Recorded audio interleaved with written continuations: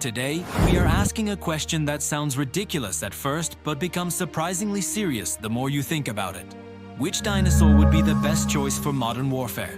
This is not about fantasy magic or science fiction lasers. We will judge these animals using real military logic. Firepower, armor, mobility, logistics, survivability, psychology, and adaptability all matter. Dinosaurs will be evaluated as biological weapons on a modern battlefield filled with drones, tanks, infantry, aircraft, and electronic warfare. To make this fair, we must first establish rules. The dinosaur is alive, healthy, and fully grown. It can be trained to a reasonable level, similar to how military animals like dogs or horses are trained. It does not have supernatural intelligence, and it cannot use weapons unless its body allows it. Humans can support it with logistics, medical care, and coordination, but the dinosaur still fights as an animal, not a soldier with a gun. Let us begin by eliminating some obvious losers. Small dinosaurs like Compsognathus or Velociraptor might sound scary because of movies, but in reality, they would be useless. Modern body armor, automatic weapons, and vehicles would neutralize them instantly. Even in urban combat, a small dinosaur is just a biological target. Swarms could be dangerous, but controlling and supplying hundreds of small predators would be a nightmare. Flying dinosaurs like Pteranodon are also poor candidates. While flight offers mobility, they are fragile. A single rifle bullet, drone strike, or even harsh weather would bring them down. Modern air defense systems are designed to track objects far faster and higher than any flying dinosaur. They would be detected, targeted, and destroyed almost immediately. Long-necked herbivores like Brachiosaurus or Diplodocus might seem powerful because of their size, but size alone is not enough. These animals are slow, need enormous amounts of food, and have poor maneuverability. On a modern battlefield, they would be easy targets for artillery, missiles, and airstrikes. Their height makes them visible from kilometers away. They are more like walking supply problems than weapons. Now let us consider medium-sized carnivores like Allosaurus or Carnotaurus. These dinosaurs are faster and more agile than the giants. They have strong jaws, sharp teeth, and good hunting instincts. In limited environments like forests or ruins, they could ambush infantry and cause chaos. However, they still suffer from major weaknesses. They lack real armor, cannot resist explosives, and cannot engage armored vehicles. Against modern armies, they would be effective only briefly before being neutralized. This brings us to the heavyweights, the dinosaurs that could actually change a battlefield.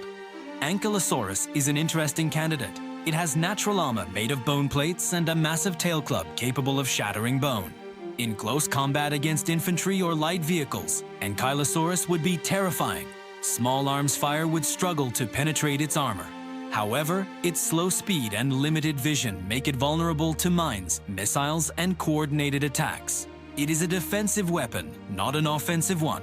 Triceratops is another strong option. Its thick skull, heavy frill, and powerful horns make it a biological tank. A charging Triceratops could flip vehicles, destroy fortifications, and break enemy lines through sheer force. Its aggression and resilience are major advantages. However, like Ankylosaurus, it is slow, loud, and easy to spot. Modern anti-tank weapons would eventually bring it down. Spinosaurus deserves attention. It is large, semi-aquatic, and extremely powerful. In river-based or coastal warfare, Spinosaurus could dominate. It could ambush boats, patrol shorelines, and control waterways. Its size and strength are unmatched in aquatic environments. However, on open land, it is unstable and vulnerable. Its body is not optimized for sustained ground combat. Now we arrive at the obvious candidate, Tyrannosaurus rex. T-Rex is often dismissed as overhyped, but when analyzed seriously, it is terrifying. It has immense bite force capable of crushing bone and metal. Its legs allow surprisingly fast movement for its size.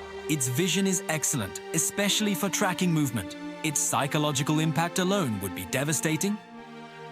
Imagine infantry morale when a 12-meter predator charges through smoke and explosions. T-Rex also benefits from simplicity. It is a land-based predator built for domination. Against infantry, it is catastrophic.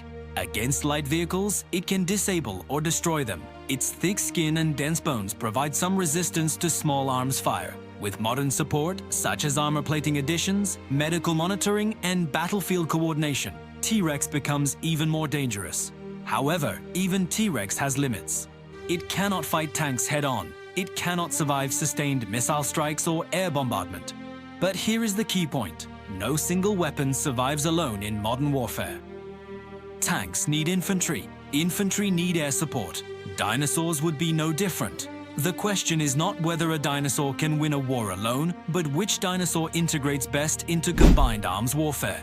This is where T-Rex truly shines. It excels as a shock weapon. Deployed suddenly, supported by electronic warfare to disrupt enemy sensors, and combined with infantry advances, T-Rex would create chaos.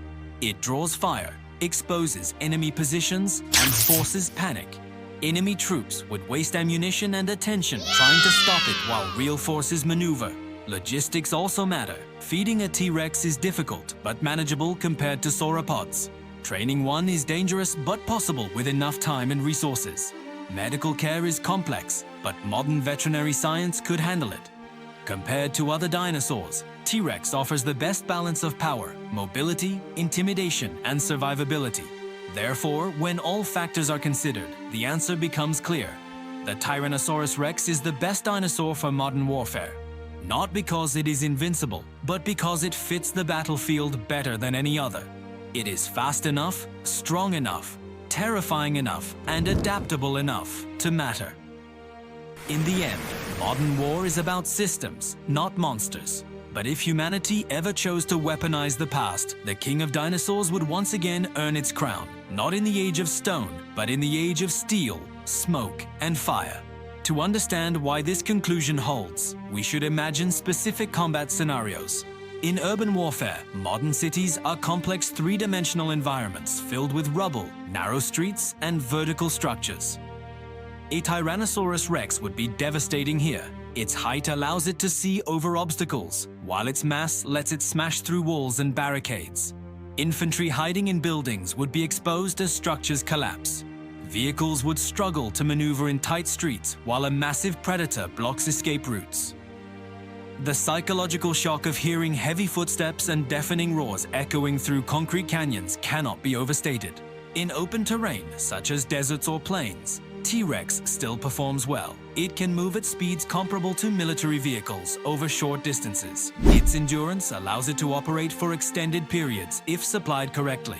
With aerial reconnaissance guiding it toward enemy concentrations, it becomes a living precision weapon. Even if eventually neutralized, the resources required to stop it would be disproportionate, giving friendly forces a significant advantage elsewhere.